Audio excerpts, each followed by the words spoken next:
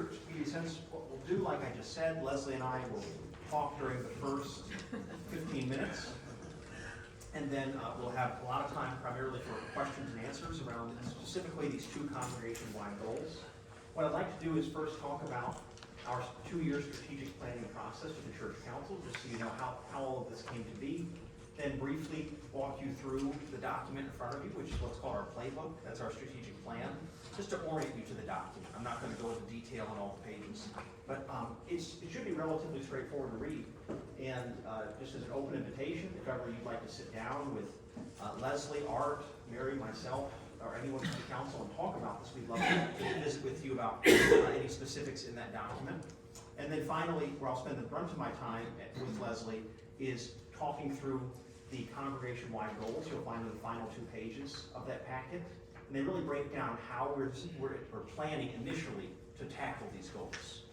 And so we'll get more specific, and then we'll stop and have questions and just an open discussion. So, how did we get here?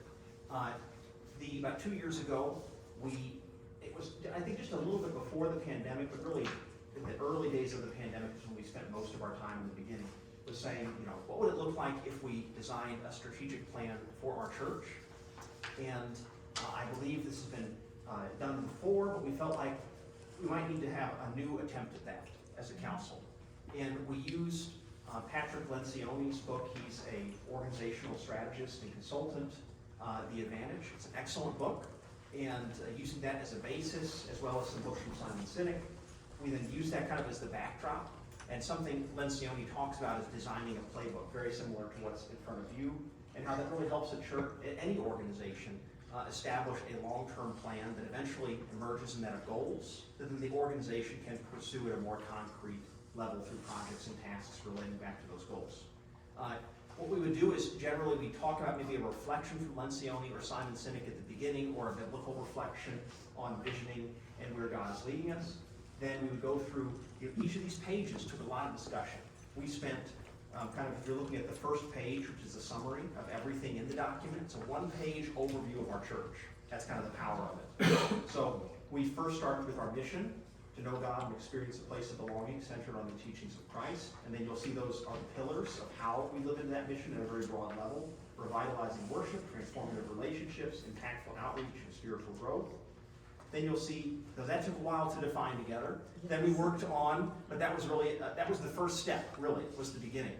And then we defined our vision. That took a lot of conversation. You'll see a summarized 3-year vision statement there, but a more detailed vision statement a few pages in for about 2.5 pages. That gives you the 1-paragraph version. This is out of order. The last step was the goals, but you'll see our 2 congregation-wide goals printed there. And we worked on that really during the end of last year and the first part of this year. The resources and measurements, it's just a broad review of like what resources are available to us, how do we measure progress. It's not exhaustive, it's just a helpful kind of key for us to refer to. And then we spent a lot of time on those values. And those values, and it was really rich discussion on all these points. But the values are organized into 4 categories. Basic are like what Lencioni calls the permission to play values. It's like any organization should have these. If one of those is missing, you've got a problem. Okay, if you don't have integrity, you've got a problem. You see what I mean? And we're just putting it down so we don't have to put it somewhere else. But we're acknowledging that they're still important. The distinctive values are what we're seeking to be known for in the community. We're already known by this, but we're really trying to live into that and promote that. So you'll see service to others, hospitality, and faith requires action. Accidental values are values that are imbued onto any organization by its surrounding context. These can be positive or negative, or somewhere in between. And you'll see those listed there. And then developing values are those that we are acknowledging that we're continuing to work on in particular. It doesn't mean that they're not here. It just means that we're emphasizing that we're continuing to build on those in addition to our distinctive values. So that's just very quickly, that's how those are organized.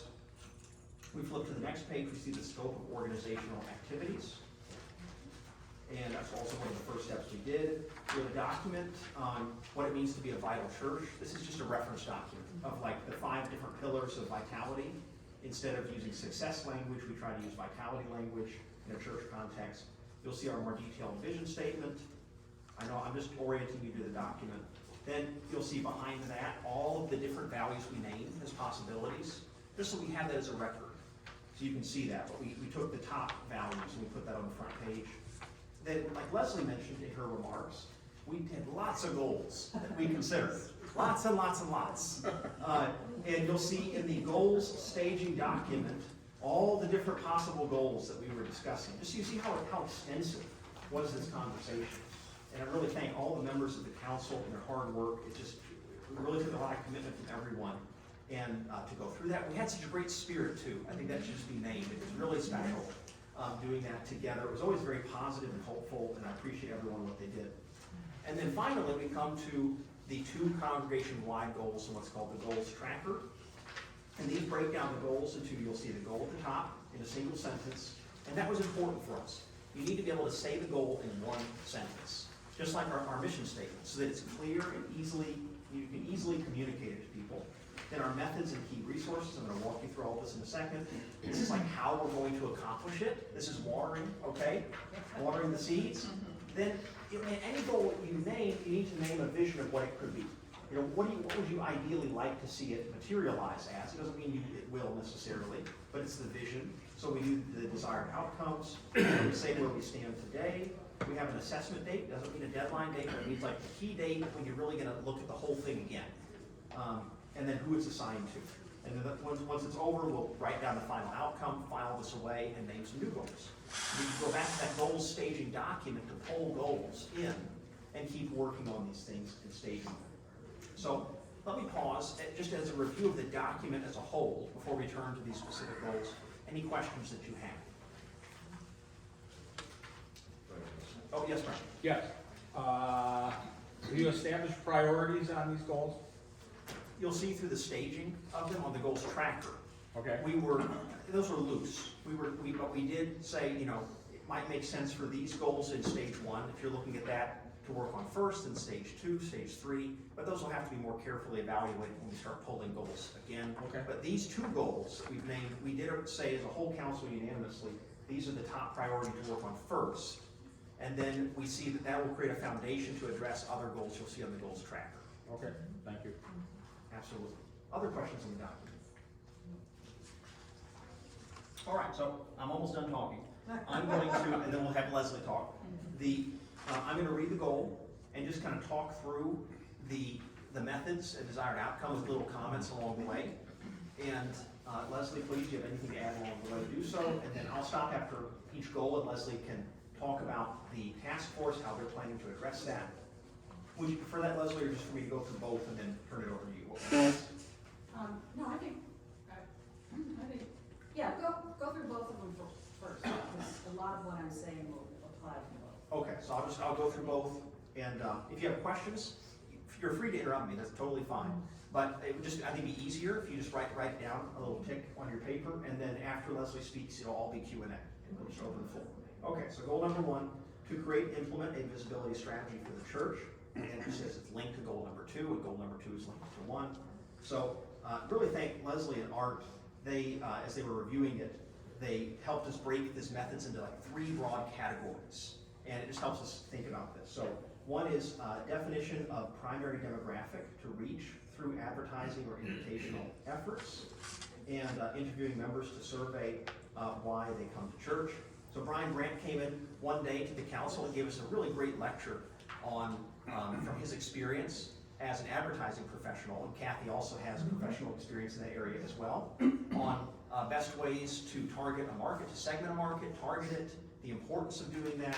So all of that is in the backdrop here right away as we talk about visibility, of naming the particular group we're reaching. As they say in marketing, if you try to reach everybody, you reach nobody. So you want to reach everybody, but who is the main target you're going after right away? That's kind of what we're putting our finger on and analyzing that. Number 2 is a daily content strategy for a closed Facebook group or an online campus. Members can share content on social media and invite people to follow and join the group.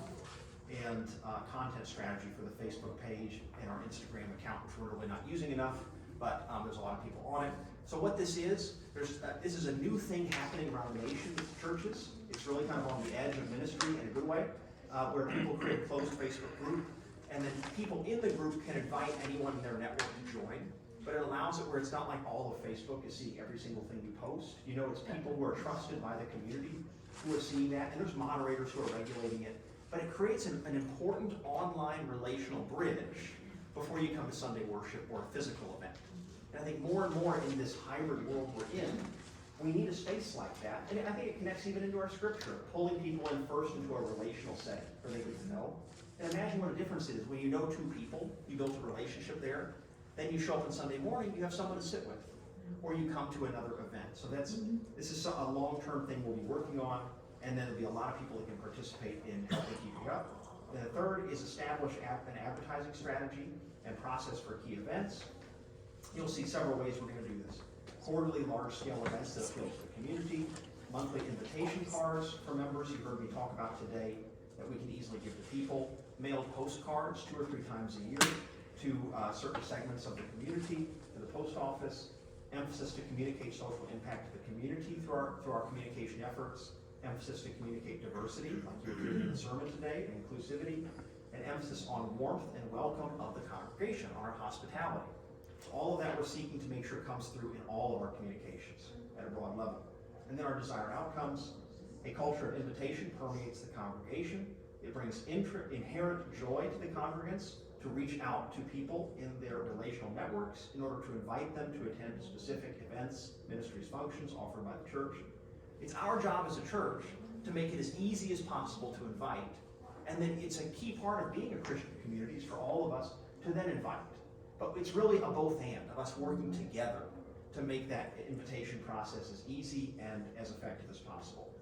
The invitational culture extends into the online space as members frequently share social media posts by the church. That is so important. And also comment on posts by the church. And invite people they know to become a part of the church's online campus. Okay, number 3, particular members of the congregation discern that they are called to lead the church in the area of invitational ministry. Maybe we put together an invitation team or a nurture team that is helping to foster this culture and might also bleed over into the hospitality work. We'll see how that emerges. In time, fruits emerge from these efforts as both visitors and disconnected members connect with the church via a wide variety of entry points, not just worship. Like you were hearing today on our website, those 9 pathways in. In the more and more in this world today, it's pulling people in maybe to a small group or a service opportunity or the online campus and then worship, usually as a second or a third step we're seeing for people. Okay, you'll see current progress. Our church website was already redesigned with a lot of these principles in mind, and it is attracting visitors. We have an assessment date of June 2023, and the visibility and hospitality team will work on both of these goals, but they're congregation-wide efforts. And like Leslie's going to talk about more in a moment, you could be on the team, or you could help us in a specific way with a certain function or a sub-item the team is working on, even if you can't be on the team for 2 years. So we'll have many ways people can participate. Okay, in the home stretch. Goal 2, to create and implement a hospitality strategy for visitors and disconnected members. And 4 ways broadly we will do this. To audit an audit of our visitors' experience within the online space, Sunday morning to post Sunday morning. The visitor's experience in this world today begins online. It's not a secondary kind of thing, and we've already been doing a lot of work with our website on that and our social media. So we'll review the visitor's experience, also at other surrounding churches. A few people said they might like to go to other churches and bring back some comments to the council. That's a great thing you may do. It's hard for Barb and I to get away on Sunday morning, but you all can go to our surrounding congregations and bring the council a report of the things that you notice. That would be really valuable. Welcoming visitors, creation of practical steps to implement on Sunday morning. You heard me talk a lot about this today in the sermon. Just very simple things to help the visitor feel welcome. Maybe a Sunday morning hospitality training for greeters, not just ushers, and anyone else interested. Creation of a hospitality center to be located in the narthex. Creation of a 6-week email text strategy to share information about the church. This is so key. When someone comes, to have a group of people who are connecting with the person. Usually people prefer to hear from other laity in those first few Sundays, and then the pastor later on. Because especially if they haven't been a part of a church, it can be a little intimidating for right away to have the pastor reach out to you. So it's just having a coordinated strategy of how to follow up with them. And then creation of a meal coffee with visitors, pastor, hospitality team members to welcome them to the church. Okay, number 3, creation of a welcome session for visitors to attend, and a strategy of how to watch over new members and disconnected members after that session. So it's like if they want to join the church, it's having a nice meal with them. and really talking about what does membership mean? What does it mean to be a United Methodist? It's really important. And then having a team to, over that next year or two, keep inviting them and have a list of like our 10 people that are new to our community or disconnected members who are back. And when we have a big event, we personally call them and say, we'd love for you to be there with us. And 4, a monthly review of who is or is not engaging in the life of the church. That could be quarterly, some kind of rhythm, and appropriate follow-ups with new and disconnected members. That's where a team can really do that work. Outcomes, 4 points here. Visitors and disconnected members are impressed with the hospitality/welcome they experience when they attend worship and events.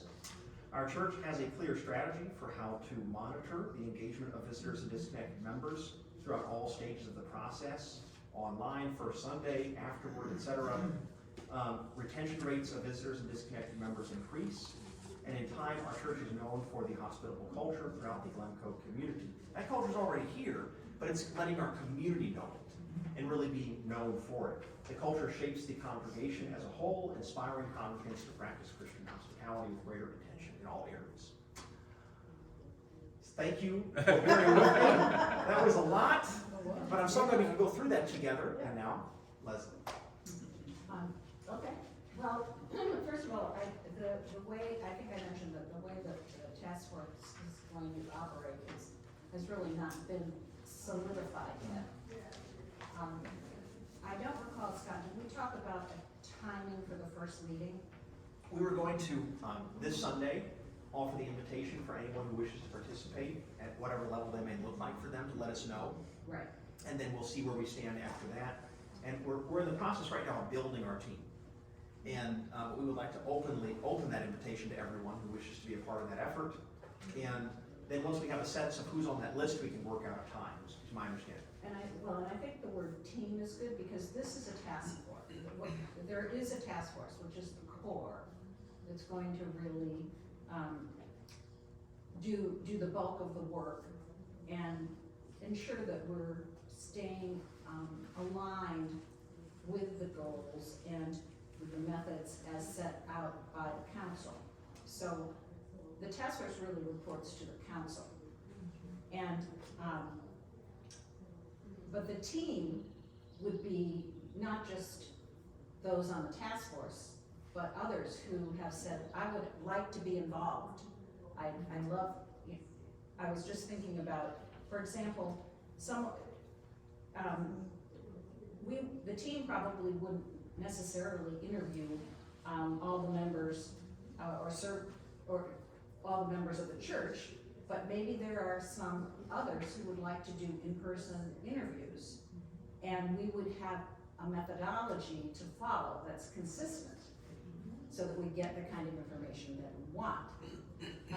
Or for social media, we hope to have someone on the team that is really savvy about social media, but there may be others in the church who really can give us more advice on that particular project that we're working on.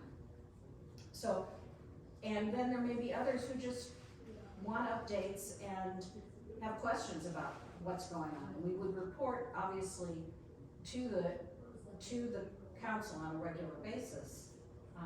But once the council has sort of rubber stamped what it is that we're going to do, then we would report it out to the church congregation as well. There's as Scott said, we had a lot of goals. There's a lot that we could do. There's a lot of work to do. That's an anthem, I think we say. Yeah, there's a lot of work to do. I always think there's a sense. So we tried to narrow it down here, but there's still a lot of work to do here. And so the task force is also going to need to talk about what's the low-hanging fruit, there's a sequence to some of these. What can we do first? We're not going to necessarily be able to do everything at the same time. So the task force, we really need to get the task force together. That's the top priority right now, to find out those who really want to get in deep on this with us and spend the time that's going to be needed. and so we can figure out how do we move forward. We need to get started. You can't have your vision and implement strategy until you get started. So that's the priority that I have right now, is for us to get the task force started, and I'm sure I would agree with me. Yes. On that one.